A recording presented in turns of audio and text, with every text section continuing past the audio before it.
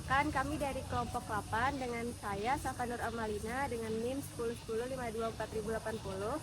Saya Marsazia Sakrina dengan NIM 101052400011. Saya Faruk Al-Farabi Ahwa dengan NIM 101052400051. Saya Rasyan Nur Putra dengan NIM 101052400110. Di sini kami akan menjawab dan juga memberikan pendapat serta analisis mengenai studi kasus soal nomor 1, yakni kenapa sih kita harus punya anak laki-laki. Kita juga akan menjelaskan bagaimana cara mendapatkan gen anak laki-laki tersebut. Pada studi kasus nomor 1 mengenai harus punya anak laki-laki, kita dapat mengambil cerita dari Jono dan Jenny yang hidup bahagia dengan 3 orang putri yang cantik dan sehat. Hal ini tentu saja membawa kebahagiaan bagi Jono dan Jenny. Namun, dalam hati kecilnya, Jono sangat ingin memiliki anak yang lahir adalah anak laki-laki. Jenny sudah merasa tidak keberatan apapun jenis kelaminnya. Tetapi, suatu hari, mereka menemukan sebuah artikel tentang teknologi untuk memilih jenis kelamin bayi, serta teknologi untuk mengetahui jenis kelamin bayi itu. Mereka berkonsultasi dengan dokter di klinik fertilitas. Apakah kedua hal tersebut memungkinkan terjadi agar keinginan Jono untuk memiliki anak laki-laki dapat terwujud? Jadi, sebagai mahasiswa yang sudah mempelajari dasar ilmu genetika dan biologi sel, kami akan membantu mereka menemukan jawabannya dengan menjawab pertanyaan berikut. Nah, untuk nomor 1, apa sih itu ilmu genetika? Ilmu genetika merupakan cabang ilmu biologi yang mempelajari tentang pewarisan sifat orang tua kepada anaknya melalui materi gen. Genetika ini juga membahas tentang bagaimana gen bekerja, bagaimana sifat-sifat diturunkan, serta apa yang terjadi jika ada perubahan pada gen tersebut. Selanjutnya nomor 2, bagaimana mekanisme penurunan dan jenis kelamin dari orang tua ke anak. Sifat dan jenis kelamin diturunkan melalui gen yang terdapat pada DNA kromosom. Setiap manusia memiliki 23 pasang DNA kromosom, yaitu terutama sepasang kromosom seks.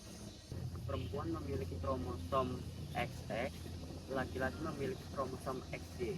Jenis kelamin anak ditentukan pada saat pembuahan. Sel telur ibu membawakan kromosom X dan sperma ayah membawakan kromosom X dan Y. Jadi ayah menentukan jenis kelamin anak dengan melalui spermanya yang terdapat kandungan kromosom Y. Selanjutnya, soal nomor 3, yaitu paparkan secara teori apakah memungkinkan adanya teknologi untuk memilih jenis kelamin bayi. Jawabannya memungkinkan.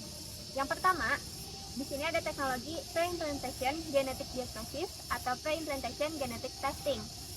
Pada teknik ini digunakan untuk prosedur bayi tabung atau IVF untuk memilih atau menganalisis jenis embrio sebelum ditanamkan ke rahim ibu. Metode ini sangat akurat, hampir 100%, dan juga dapat digunakan untuk mendeteksi kelainan genetik terkait kromosom seks. Yang kedua, ada sperm sorting atau pemisahan sperma.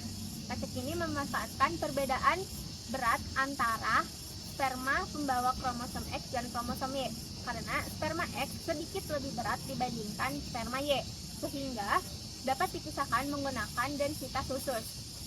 Ada contoh metode sperm sorting. Yang pertama, metode Erikson dengan keberhasilan yaitu 78% sampai 85% untuk anak laki-laki dan 73 sampai 75% untuk anak perempuan. Yang kedua, metode microsort dengan tingkat keberhasilan 75% untuk anak laki-laki dan 90% untuk anak perempuan.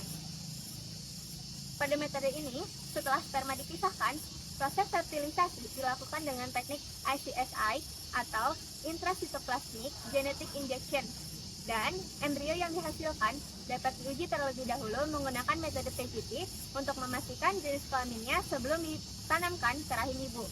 Yang terakhir, yang ketiga, ada microfluidic sperm sorting. Pada teknik ini menggunakan chip mikro untuk memilih dan memastikan sperma yang paling sehat dan paling motil, serta dapat meningkatkan kualitas embrio. Namun, meskipun jumlah blastokista berkualitas tinggi meningkat, tingkat keberhasilan kehamilan dan kelahiran hidup tidak berbeda signifikan dibandingkan metode konvensional. Berikut saya akan menjelaskan dan memberikan pendapat mengenai pertanyaan nomor 4, yakni apakah pemeriksaan DNA bayi ketika berada dalam kandungan itu memungkinkan?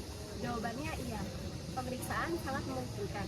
Menggunakan metode non-invasive prenatal test atau bisa disingkat sebagai NIPT, yang mana metode ini bisa dilakukan pada awal kehamilan ibu, yakni sejak minggu ke-10 kehamilannya. Nah, dengan tes ini kami dapat mengetahui dan menganalisis dari kelamin yang dimiliki oleh sang bayi. Misalnya kelamin bayi ini tersebut perempuan atau laki-laki. Nah, tes ini juga dapat memungkinkan dokter untuk mendiagnosis kondisi yang dimiliki bayi saat dilahirkan. Contoh, seorang bayi menjalani tes NIPT dan didiagnosis memiliki kelainan Down syndrome, yang mana setelah mengetahui hal tersebut, orang tua bayi dapat bersiap-siap atau mempersiapkan diri tentang bagaimana melahirkan anak yang memiliki kelainan Down syndrome. Selain metode non-invasif ini, terdapat metode lain yang dapat digunakan untuk pemeriksaan DNA bayi. Yang pertama ialah amniocentesis atau pengambilan sampel cairan ketuban sang ibu, dan yang kedua adalah CVS atau chronic villus sample, yang mana metode ini memiliki kemungkinan atau resiko keguguran yang cukup kecil. Untuk nomor 5, bagaimana cara seorang dokter kandungan dapat mengidentifikasi jenis kelamin bayi pada masa kehamilan? Nah, pada umumnya jenis kelamin bayi dapat dilihat melalui proses pemeriksaan USG pada usia kehamilan 16-20 minggu. Dokter kandungan akan mengamati jenis kelamin bayi melalui citra USG tersebut. Selain itu, untuk kasus tertentu dapat dilakukan tes lebih lanjut seperti NIPT atau amniocentesis jika hal itu diperlukan. Sekian penjelasan dan juga penyampaian pendapat dari kami. Mohon maaf apabila ada salah kalimat maupun salah kata. Wassalamualaikum warahmatullahi wabarakatuh.